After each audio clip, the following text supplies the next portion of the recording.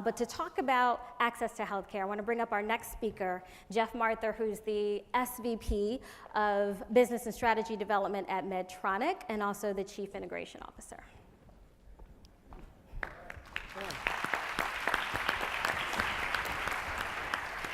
All right, my mic's working. So clearly the mic guy is not a Republican. He did his best to silence Bridge. I think it took the third microphone before it actually worked. So hopefully he enjoys healthcare topics. If he doesn't, you'll know in a couple seconds here. But so look, I'm excited to be here today to really talk about a topic that has really captivated the hearts and minds of the 85,000 people that work for Medtronic, and that is providing access to healthcare for the underserved in an unprecedented way. And I'd like to share, this is something that has risen over the last couple of years to be one of our top strategic efforts. And first, before I get into our approach and what we're doing here and what I mean by health access for the underserved, I'd like to provide a little bit of context about Medtronic and why this is important for us. So for those that don't know much about Medtronic, I'm not going to get into this is not, first of all, I'd like to preface this is not a commercial about Medtronic and our ability here to provide health access to the underserved. I'd like to share with you our journey. This is a huge challenge for the world, and us, and we're taking this on among many other companies and philanthropies and individuals around the world. And I'm here just today to share with you our journey. Especially it's dramatically accelerated over the last couple of years.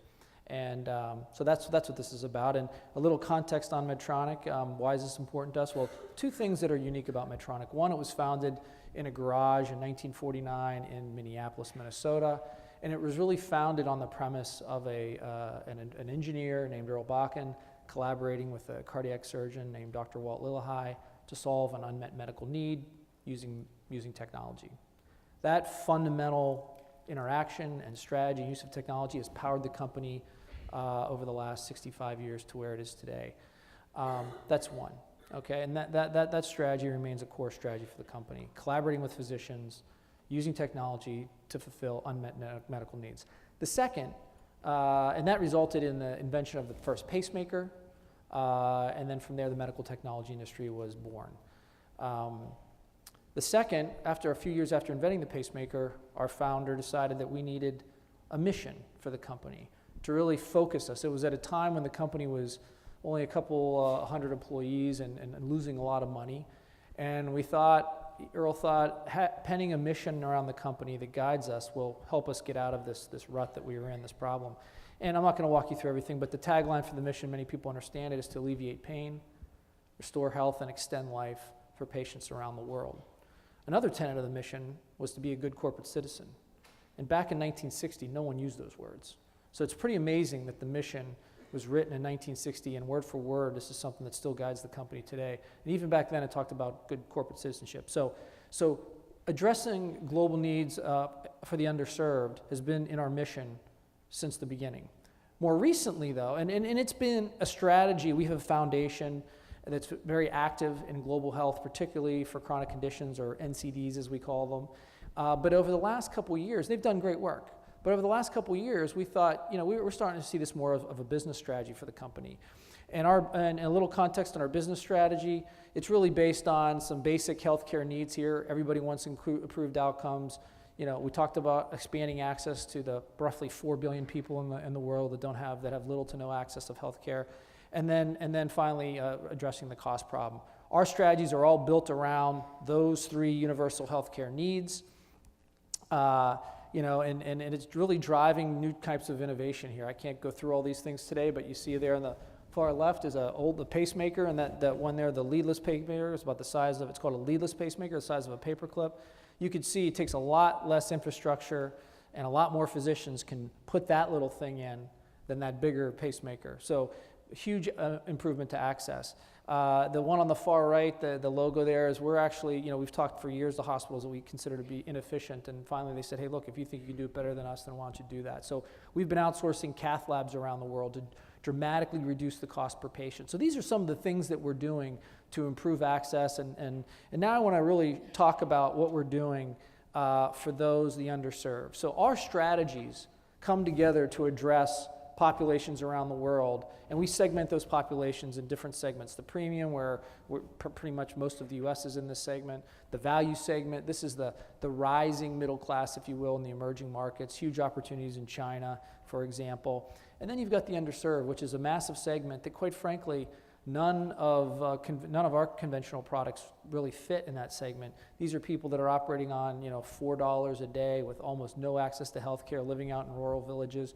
Or, Delilah mentioned Detroit. We have access issues in cities like Detroit, urban cities in the US. And so applying all of our technology expertise, business model expertise to really come up with disruptive business models for the underserved. And so let me talk a little bit about that. It's a completely different mindset that's needed here. It's all about scale. So to get the cost of healthcare delivery down, we have to think about scale in orders of magnitude that's unprecedented in the medical technology business. We tend to think in things, tens of thousands of patients. We need to be thinking in the orders of magnitude of millions of patients for these solutions. Okay, there we go. So our approach here to this, again, this is something that's morphed from more of a philanthropic effort to a business opportunity for us. We talked. There was some conversation around millennials. Our growing millennial population in Medtronic really values this. This is part of their value proposition for being a Medtronic employee. In addition, as we move into emerging markets, governments are saying, and we want to be a partner to those governments to solve their needs. They're saying, look, don't just work with us with the patients that can afford it. We need your help at the bottom of the pyramid here. And so this has become a business opportunity. Our basic approach and why we think we can add value is these four things here. Stick to the disease states we know. We're a very clinically oriented company. Truly understand the unmet needs. A lot of on-the-ground ethnographic research. And then build the solutions as business models. This is where we've been working both with our philanthropy and our business teams to make these things business models, because when it comes to chronic conditions, we don't think that a charitable model is sustainable enough to really make a dent here. You need sustainable business models that scale to millions of patients, and which have their scalable. Let me give you a couple examples of. There we go. I'm going to skip this. I'm going to give you talk about a few examples here. One example that we have is a project called Shruti in India. And this is an example of, we've identified a very specific disease, a condition, a hearing condition called otitis media that causes pain in your ears, it's persistent, and then eventually can lead to hearing loss that millions of people suffer from in emerging markets. And so our approach here has been to take this ecosystem approach, not look at all the stakeholders around the care continuum, apply some of our technology expertise, not our products because they're too expensive and require too much infrastructure, but bring our engineers here, understand the problem, and come up with a solution that involves business model innovation as well as technology. In this case, we've set up screening camps. We go out to the rural villages where these patients are, set up screening camps, and have worked on unique technology to a low-cost diagnostic, a low-cost otoscope. And we're up to, we've screened over 100, and this is still not where we want it to be, but we've screened over 100,000 patients through this model. We've treated over 6,000 patients. Treatments range from anywhere from earwax cleaning to surgery and hearing aids. And our goal here is to get this into the millions of patients. It's still not, we're not looking to make money, but we want to make it sustainable where it's not losing money. We're not quite there yet, but we've got line of sight. We think we can get there, hopefully within the next 12 to 18 months.